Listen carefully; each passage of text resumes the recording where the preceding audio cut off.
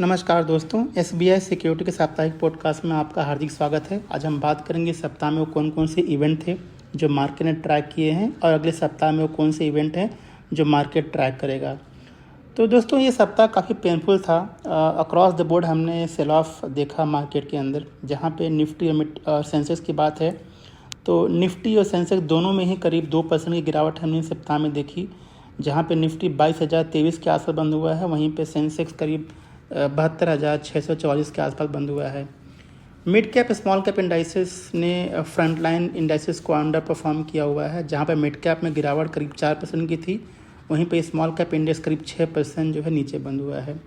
आइए बात कर लेते हैं इसके पीछे कारण क्या था। तो दोस्तों, एमफी और सेबी का जो एडवाइजरी था म्यूचुअल फंड कंपनियों को कि वो अपने mid and small cap schemes की समीक्षा करें, क्योंकि जिस तरह से छोटी कंपनियों का वैल्यूएशन बढ़ा तो वहाँ पे रेगुलेटर्स ने कंसर्न जाहिर किया और शायद यही कारण था कि हमने मार्केट में खासकर छोटी और जो स्मॉल कंपनियां हैं, मिड एंड स्मॉल कंपनीज़ हैं, उनमें काफ़ी कुछ हमने सेल ऑफ देखा। उसके अलावा ग्लोबल क्यूज़ काफ़ी वीक था इस सप्ताह का। अगर मैं बात करूं यूएस मार्केट के इन्फ्लेशन नंबर की, तो उनका जो रिटेल महंगाई दर है फरवरी महीने का, वो थोड़ा अनुमान से ज़्यादा आया। उसके अलावा जो उनका होलसेल प्राइस इन्फ्लेशन है वो भी अनुमान से ज़्यादा आया है। तो कहीं ना कहीं मार्केट को लग रहा है कि शायद इंटरेस्ट रेट कट का जो डिसीजन है शायद वो और लंबा खींच सकता है। तो ये सब कारण थे जिनकी वजह से हमने मार्केट में जो है एक सेल ऑफ देखा। आइए बात कर लेते हैं सेक्टोरली कौन कौन से इंडाइसेस हैं, उनका क्या परफॉर्मेंस रहा है। तो इस पूरे सप्ताह में आईटी इंडेक्स को छोड़ करके सभी इंडाइसेस जो है नीचे बंद हुए हैं। अगर मैं बात करूं कुछ इंडाइसेस के, तो BSE reality, PSU, metal, power, capital goods, ये सब और ऑयल एंड गैस सेगमेंट में, यहाँ पे इन सारे इंडाइसेस में 4.5%, 9.5% की गिरावट हमने सप्ताह में देखी। आइए बात कर लेते हैं टॉप गेनर्स और लूजर्स की। तो निफ्टी में अगर मैं बात करूं, जो टॉप गेनर्स हैं तो वहाँ पे टीसीएस, ब्रिटानिया, भारतीय एयरटेल, एचडीएफसी लाइफ और नेस्ले, इन सारी कंपनियों में 1.7% से 2.7% की रैली हमने देखी। जबकि जो गिरने वाले टॉप 5 शेयर्स थे इस सप्ताह में निफ्टी में, वो NTPC, Tata Steel, Coal India, Power Grid, Tata Motors, इन सारी कंपनियों में हमने गिरावट लगभग 9 से 10% के बीच में देखी। आइए बात कर लेते हैं वो कौन से ऐसे मॉनिटरेबल्स हैं जो मार्केट क्लोजली ट्रैक करता है। तो पहले बात कर लेते हैं एफआईआई और डीआईएस की। तो यहाँ पे एफआईआई और डीआईएस ने दोनों ने ही बाइंग की हुई है। जहाँ पे एफआईआई ने इस सप्ताह में 24,866 करोड़ रुपए की बाइंग की है, वहीं पे डीआई ने भी करीब 14,829 करोड़ रुपए की बाइंग की है। और शायद यही कारण है कि जो हमारा फ्रंटलाइन इंडाइसेस है वो बेहतर परफॉर्म किया है। हालांकि वो भी नीचे ही बंद हुआ है, लेकिन वहाँ पे गिरावट कम देखने को मिली है। अगर मैं बात करूँ यूएस का 10 ईयर्स ट्रेजरी यील्ड का, तो इन्फ्लेशन डेटा आने के बाद में हमने इन्फ्लेशन की जो उनका जो बॉन्ड यील्ड है थोड़ा सा बढ़ गया है। और शायद ये भी रीज़न था कि ग्लोबली जो है थोड़ा सा मूड माहौल जो है बिगड़ा हुआ था। क्रूड के दाम इस सप्ताह में करीब 3% चढ़े हैं और $85 पर बैरल के आसपास ये ट्रेड हो रहा है। तो ये सब कुछ ऐसे रीज़न हैं दोस्तों जो मार्केट को ड्रैग करने में भूमिका निभाए। आइए बात कर लेते हैं कुछ ऐसे इकोनॉमिक डेवलपमेंट की जो इस सप्ताह में फोकस में रहा। तो जैसे मैंने कहा कि यूएस का इन्फ्लेशन अनुमान से ज़्यादा आया। रिटेल महंगाई दर फरवरी महीने की 3.2% थी, अनुमान था 3.1% की। यूएस का होलसेल प्राइस इंडेक्स डेटा जो है वो भी 1.6% रिकॉर्ड किया गया फरवरी महीने का, अनुमान था 1.1% का। भारत का भी रिटेल महंगाई दर जो है वो फरवरी महीने का डिक्लेयर हुआ है और ये नंबर ज़्यादा कुछ उतना ख़राब नंबर नहीं है। ये नंबर ठीक ठाक है, 5.09% के आसपास का, जो कि जनवरी महीने के आसपास ही है। तो ये कुछ ऐसे इकोनॉमिक डेवलपमेंट थे जो इस सप्ताह में फोकस में रहे।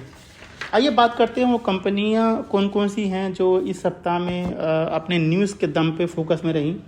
तो पहले बात कर लेते हैं हिंदुस्तान एरोनॉटिक्स लिमिटेड की, एचएएल की। तो यहाँ पे कंपनी ने 2 कॉन्ट्रैक्ट साइन किए हुए हैं मिनिस्ट्री ऑफ डिफेंस के साथ में। करीब 8,073 करोड़ रुपए का एक कॉन्ट्रैक्ट है और यहाँ पे एचएएल करीब 34 एडवांस्ड लाइट हेलीकॉप्टर्स जो है वो सप्लाई करेगी इंडियन आर्मी और कोस्ट गार्ड के लिए, तो ये लॉन्ग टर्म में उनके लिए पॉजिटिव है।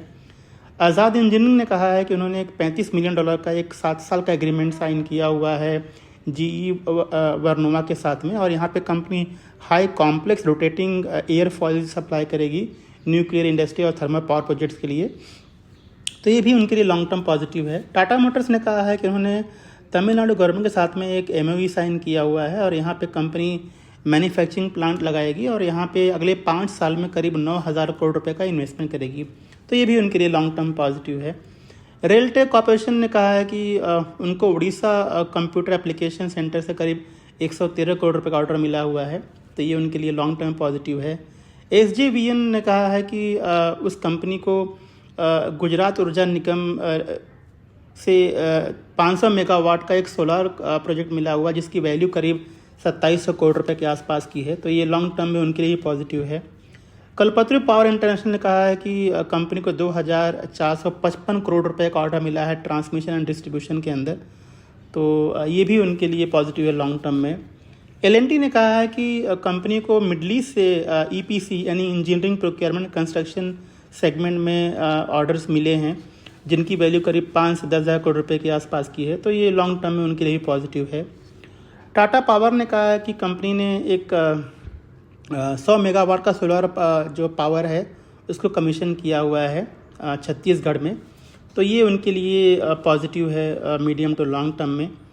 इरिस लाइफ साइंस ने कहा है कि कंपनी जो है बायोकॉन बायोलॉजिक्स का जो उनका ब्रांडेड फॉर्मुलेशन बिजनेस है उसको एक्वायर करेगी और इसकी वैल्यू करीब 1,242 करोड़ रुपए की होगी और डील करीब 15 अप्रैल 2024 तक कंक्लूड होने की संभावना है। अब बात करते हैं श्री सीमेंट की, तो कंपनी ने यहाँ पे एक एसेट परचेज एग्रीमेंट साइन किया हुआ है स्टार क्रेट LLP के साथ में, और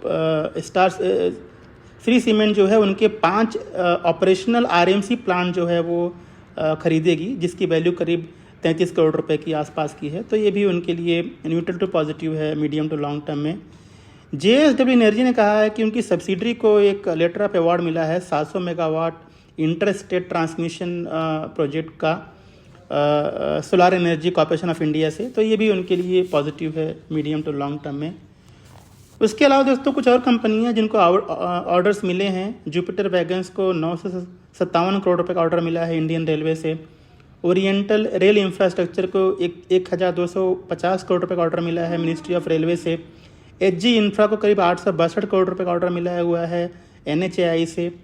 KEC इंटरनेशनल को 2,257 करोड़ रुपए का ऑर्डर मिला है उनके अलग अलग बिजनेस वर्टिकल्स में।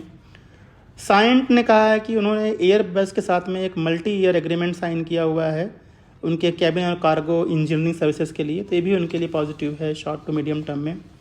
और फाइनली आज के दिन यानी फ्राइडे को ऑयल मार्केटिंग कंपनियां जैसे HPCL, BPCL, IOCL काफ़ी दबाव में थी क्योंकि यहाँ पे कंपनी ने कहा है कि आगे चल कर के वो डीजल और पेट्रोल के दाम करीब 2 रुपये पर लीटर जो है वो कम करेंगी, तो ये थोड़ा सा उनके लिए नेगेटिव रहा। इसकी वजह से जो है हमने थोड़ी गिरावट दर्ज की इन कंपनियों में।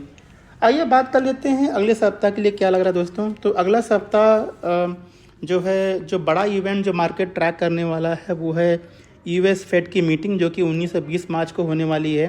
तो यहाँ पे फेड की कमेंट्री क्या आती है आगे चल कर के इंटरेस्ट रेट को लेकर के, इससे बाज़ार का फोकस रहेगा। खासकर जिस तरह से इन्फ्लेशन नंबर आए हैं इस सप्ताह में उसके ऊपर जो है क्या कमेंट्री फेडरल रिजर्व देता है, इससे बाज़ार का जो है फोकस वो रहने वाला है। हमें लगता है कि मार्केट में जो वॉलेटिलिटी है वो जो है आगे जारी रह सकती है, इसीलिए इन्वेस्टर थोड़ा सा सावधान रहने की ज़रूरत है।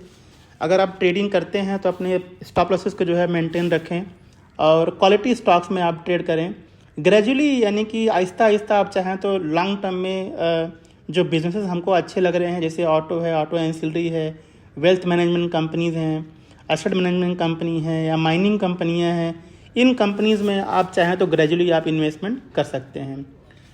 उसके अलावा दोस्तों हमने हमारे रिपोर्ट में काफ़ी कुछ कवर किया हुआ, जैसे टेक्निकल डिटेल्स हैं या कॉर्पोरेट एक्शंस हैं, यानी वो कंपनियां जहां पे डिविडेंड बोनस या उनका स्प्लिट आने वाला है, ये सब डेटा हमने हमारे रिपोर्ट में कैप्चर किया है। आप हमारे वेबसाइट पर जा करके उसे डाउनलोड करके पढ़ सकते हैं। इसके लिए आपको कोई लॉगिन करने की ज़रूरत भी नहीं है। आप हमारे sbisecurity.in पे जाइए और वहाँ रिसर्च सेक्शन में आप जाएंगे तो वीकली रिपोर्ट सेक्शन में आप इस रिपोर्ट को पढ़ सकते हैं। तो जो दोस्तों, ये था हमारा इस सप्ताह का साप्ताहिक पॉडकास्ट। हमें सुनने के लिए बहुत बहुत धन्यवाद और अगले सप्ताह के लिए ढेर सारी शुभकामनाएं। Thank you. Investment in securities market are subject to market risks. Read all the related documents carefully before investing.